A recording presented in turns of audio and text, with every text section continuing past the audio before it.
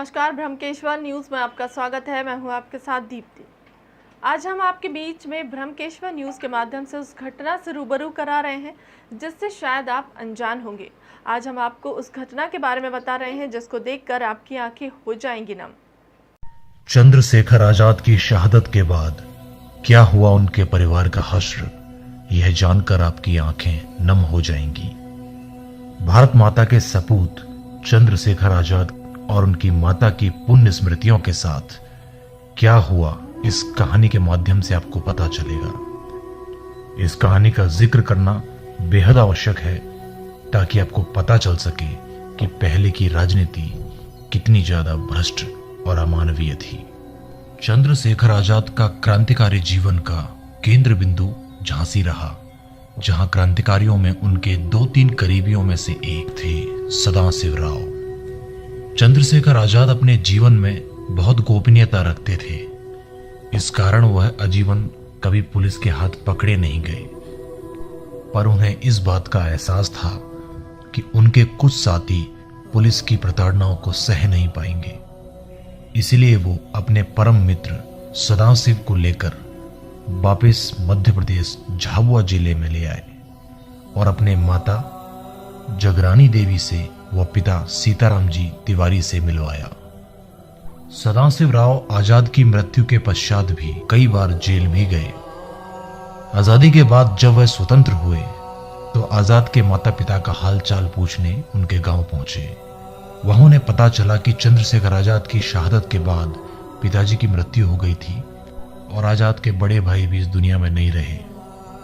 अत्यंत निर्धन अवस्था में भी उनकी माताश्री बिना किसी के आगे हाथ फैलाए जंगलों में जाकर लकड़ी और गोबर बीन कर लाती थी और कंडे और लकड़ी बेचकर अपना पेट पालती रही। लेकिन वृद्ध होने के कारण वह इतना काम नहीं कर पाती थी कि दिन भर का भोजन प्रबंध कर सके। सदाशिव राव का यह मन देखकर व्यथित हो गया। एक महान राष्ट्रभक्त की मां को इस तरह खाने के लिए तरसता देख उन्होंने मन बनाया कि अपने साथ वो उन्हें झांसी ले जाएंगे। परंतु ऐसे राष्ट्रभक्त की मां की यह स्थिति कैसे हुई, जानकर पता चला कि चंद्रशेखर आजाद की मां को एक डकैत की मां कहकर उल्हाना दिया जाता रहा और समाज ने उनका बहिष्कार कर दिया था। आजाद की मां की ये दशा देखकर सदाशिव राव उन्हें अपने साथ झांसी ले आए, जहां उन्होंने अंतिम क्षणों तक उनकी सेवा की और मरने के पश्चात उनका विधि विधान से अंतिम संस्कार भी किया। अब यहां से प्रारंभ होता है वो खूनी अध्याय जो राक्षसी राजनीति के भयानक चेहरे को उजागर करता है।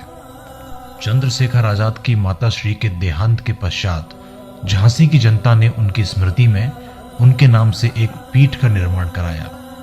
प्रदेश की तत्कालीन सरकार ने इस निर्माण को झांसी की जनता द्वारा अवैध व गैर कानूनी घोषित कर दिया, किंतु झांसी के राष्ट्रभक्त नागरिकों ने तत्कालीन सरकार का बहिष्कार शुरू कर दिया। मूर्ति पूरी बन चुकी थी।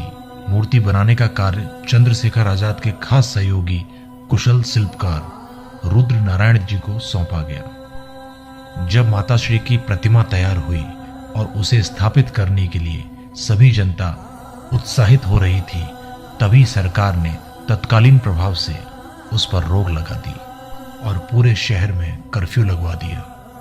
अब आजाद के सहयोगी सदाशिव जी ने कमान संभाली और चंद्रशेखर आजाद की माताश्री की मूर्ति अपने सर पर रखकर यह ऐलान किया कि वो कर्फ्यू तोड़कर घर से निकल पड़ेंगे और सभी जनता के साथ मिलकर उनकी माता के सम्मान की रक्षा करेंगे।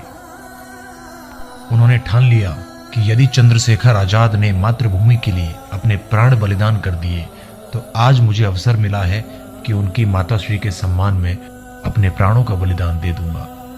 अपने इस ऐलान के बाद चंद्रशेखर आजाद की माताश्री की मूर्ति सर पर रखकर झांसी के राष्ट्रभक्त नागरिक चलना प्रारंभ हो गए।